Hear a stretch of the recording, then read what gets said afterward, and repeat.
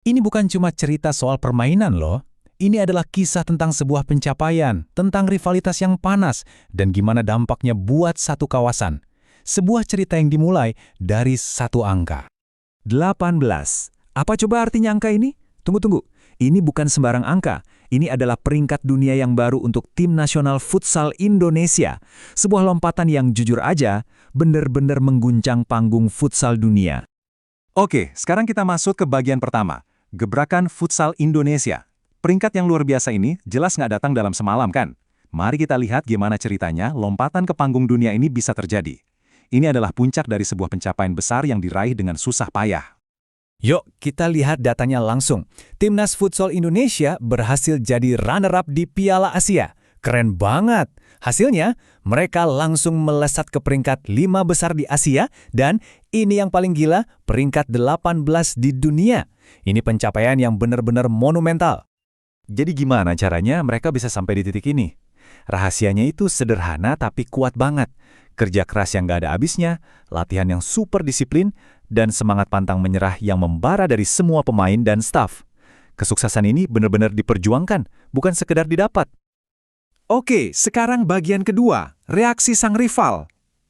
Dalam dunia olahraga kan, kemenangan besar itu pasti jadi sorotan, apalagi sorotan dari rival terdekat kita. Dan bener aja, keberhasilan Indonesia ini gaungnya sampai ke seluruh penjuru Asia Tenggara.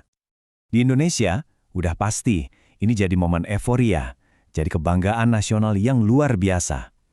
Tapi, coba kita lihat dari seberang. Buat Malaysia, salah satu rival utama kita, reaksinya lebih kompleks.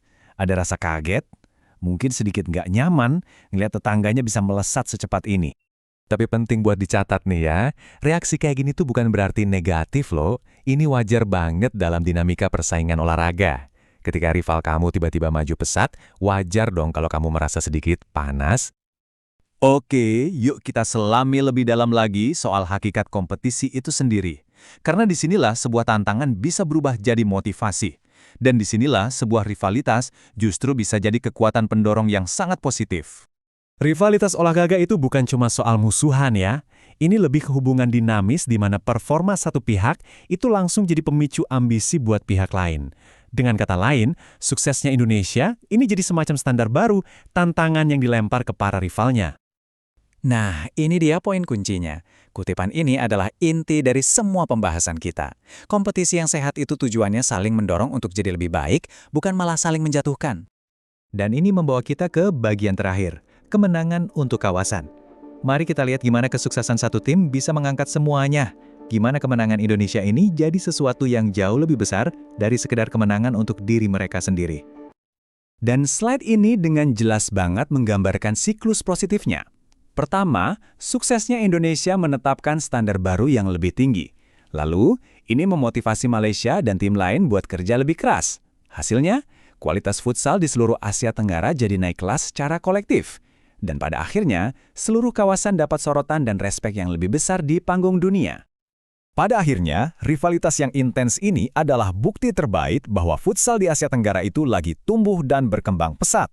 Ini tanda ekosistem olahraga yang sehat dan dinamis, yang pastinya bakal melahirkan lebih banyak talenta dan prestasi di masa depan. Semua ini membawa kita pada sebuah perenungan, baik di olahraga maupun di kehidupan.